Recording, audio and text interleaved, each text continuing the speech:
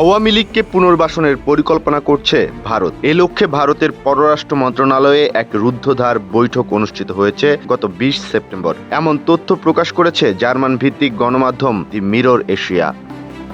দি mirror এশিয়ার সূত্রে জানা গেছে, বাংলাদেশের রাজনীতিতে দীর্ঘদিন ক্ষমতায় থাকা আওয়ামী লীগকে পুনরায় শক্তিশালীভাবে ফিরিয়ে আনার পরিকল্পনার গোপন এই বৈঠকের মিনিটস অব দ্য মিটিং হাতে পেয়েছে এই গণমাধ্যমটি। সেই বৈঠকে ভারতের বাংলাদেশ বিষয়ক বিশেষজ্ঞ, সাংবাদিক, অবসরপ্রাপ্ত এবং বর্তমান কূটনীতিকরা অংশগ্রহণ করেন। বৈঠকের আলোচনার মূল বিষয়বস্তু ছিল বাংলাদেশে চলমান ভারতীয় প্রকল্পসমূহ এবং আওয়ামী লীগের পুনর্বাসন।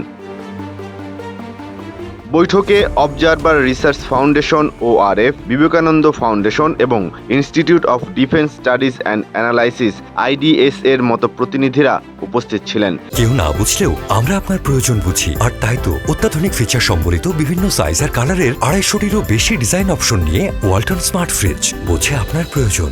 বৈঠকে মতামত দিতে আমন্ত্রণ জানানো হয়েছিল একাধিক সাংবাদিক ও বিশিষ্ট অধ্যাপককে।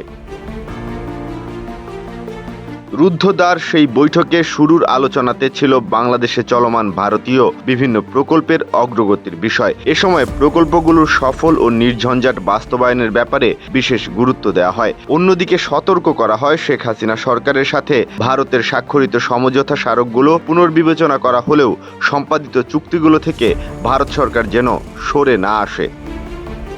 সবকিছু ছাপিয়ে ওই বৈঠকের মূল আলোচনা গড়ায় আওয়ামী লীগের রিসেটেলমেন্ট বা পুনর্বাসন নিয়ে।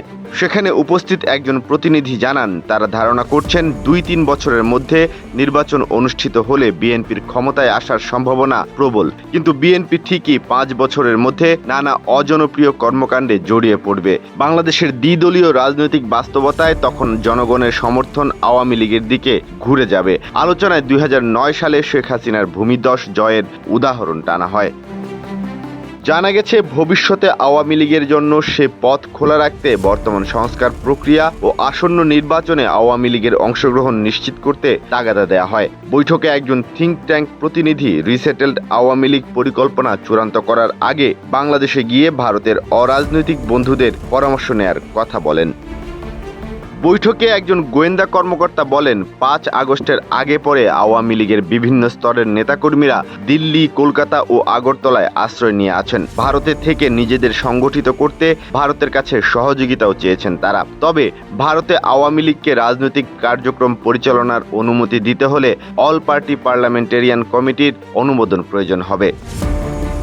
উল্লেখ্য, প্রতিবেশী দেশের রাজনৈতিক দলগুলোর সংকটকালে ভারতে দলীয় কর্মকাণ্ড চালানোর ইতিহাস নতুন নয়। ১৯৭১ সালেও আওয়ামী লীগ ভারতে বসে দল পরিচালনা করেছে। কলকাতা ও আগরতলায় তারা মিটিং করেছে। এমনকি নেপালের কমিউনিস্ট পার্টি কলকাতায় প্রতিষ্ঠিত হয়েছে। তবে বৈঠকে অংশগ্রহণকারী অবসরপ্রাপ্ত এক কূটনীতিক সতর্ক করে বলেন যে, ভারতে আওয়ামী লীগের রাজনৈতিক কার্যক্রম যেন গোপনে হয় এবং তা গণমাধ্যমে প্রকাশ না পায়। অন্যথায় ভারতের বর্তমান সরকারের সঙ্গে সম্পর্ক ক্ষতিগ্রস্ত হতে পারে।